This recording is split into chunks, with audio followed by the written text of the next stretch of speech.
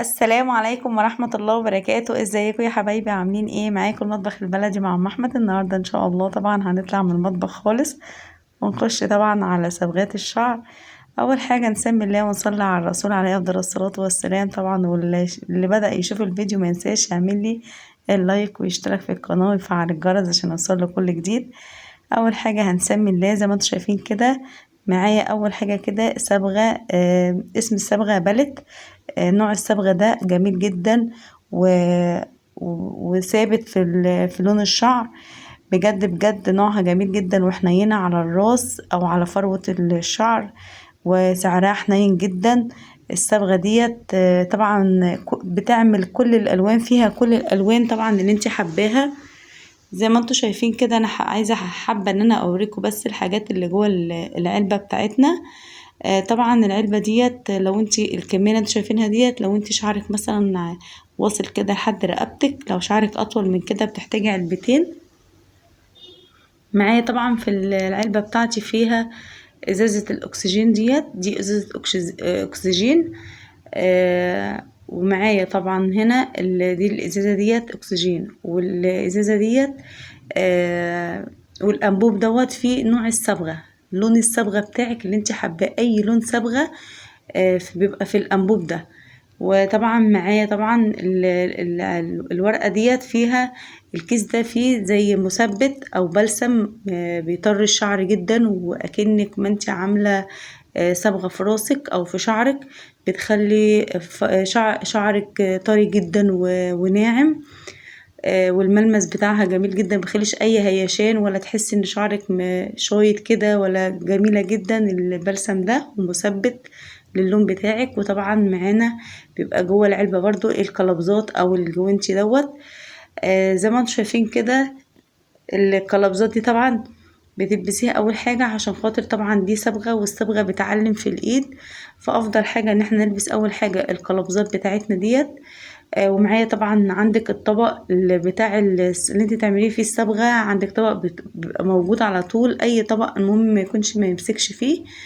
وطبعا عندك فرشة الصبغة برضو بيبقى احسن.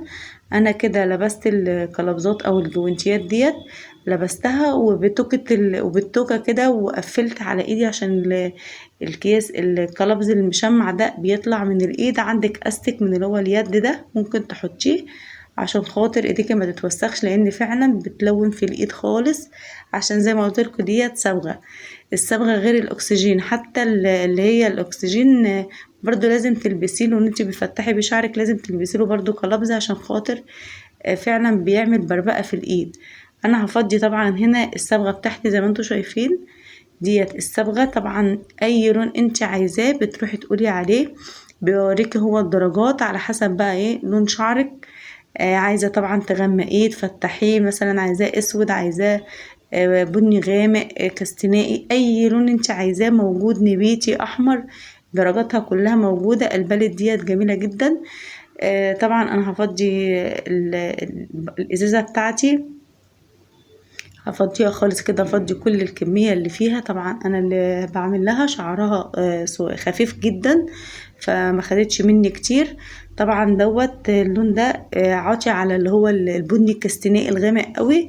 فانت طبعا على حسب نوع الدرجات اللي انت حباها، درجة اللون اللي انت حباه. لو انت حابة تعملي مثلا تعمليه احمر او نبيتي او اللي هو البني الفاتح، انا هقولك هتعملي ايه. بس الاول زي ما انتم شايفين كده انا فضيت طبعا الصبغه بتاعتي كده، دي الصبغه الاولانيه، الكريم ده كان الصبغه، واللي انتم شايفينه ده الاكسجين. الاكسجين طبعا بنقلب الاكسجين مع الصبغه بتاعتنا، عشان الاكسجين بيساعد على اللون بتاع الشعر.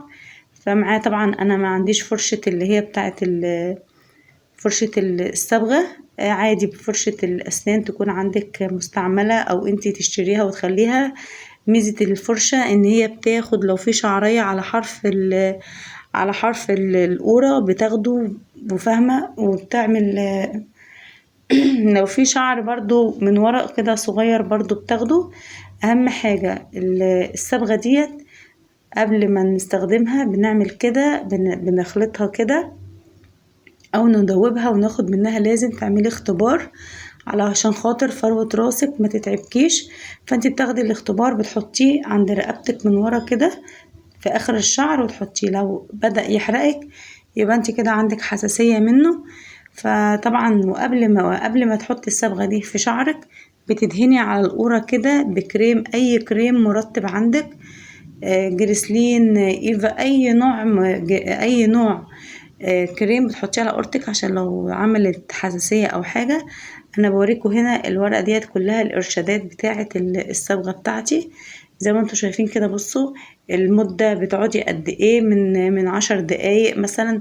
يعني انت مثلا لو شعرك فاتح، لو شعرك بتعمليها بودرة فاتحة بتقعديها من ربع ل10 دقايق وتدهنيها في شعرك وتسيبيها. طبعا الصبغة دي مش بتحب ان هي تتغطى عادي، ممكن تسيبيها عريانة. هنا كل الارشادات انت هتقريها وهتمشي بكل الخطوات. بتحطيها طبعا في شعرك وبتسيبيها عريانة. وطبعا بعد ما تقعد الربع ساعة بتغسلي راسك تشطفيها كويس وتحطي عليها المثبت اللي انا وريتهولكوا في شعرك كده. و10 دقايق برضو تيجي شطفاها. المثبت دوت بيخلي الشعر طري جدا. اهو المثبت طبعا بنفك الكيس ونحطه ونسيبه 10 دقايق بيخلي شعرك مرطب جدا، ما بيخليهاش هايش. بجد بجد الصبغة دي تحفة يعني، جميلة جدا. طبعا لو انت شعرك غامق وعايزة تعملي لون بني فاتح بتجيبي بودرة تفتيح واكسجين اللي هي بتبقى علبة كده لونة، بتجيبيها من عند اي حد بتاع من الصيدلية، من اي حد عنده ادوات اللي هي التجميل ديت. بتروحي تاخديها منه تفتحي شعرك. فتحي شعرك من تحت الاول، بعد ما تفتحيه بعدها ب10 دقايق تيجي شايلة البونيه وتيجي حاطه في الفروة من تحت، عشان في راسك من تحت، عشان خاطر لما بنحطها في فروة الراس فعلا الشعر من جوه بيفتح قوي. فبتديكي النوع الصبغة بتديكي فتحان في شعرك، بتدي كذا درجة. فانت فتحي من تحت الاول وبعد كده فتحي من قدام. بعد كده حطي صبغة من في شعرك من تحت، ماشي. وزي ما انتوا شايفين كده الصبغة بتاعتنا نحطها بتقعد اكتر. وزي ما قلت لكم طبعا الصبغة الفاتحة بتقعد من 10 دقايق لربع ساعة بتقعد في الراس، لكن الصبغة الغامقة ممكن تقعد نص ساعة، ما تخافيش تحطيها وما تخافيش. طبعا اللي انا بعملها ديت اللي هي الغامقة عشان خاطر انا مش بصبغ يعني، انا عاملاها على لون شعرها، بس شعرها فيه شعر ابيض، فبداري الابيض اللي فيه بالصبغة دي.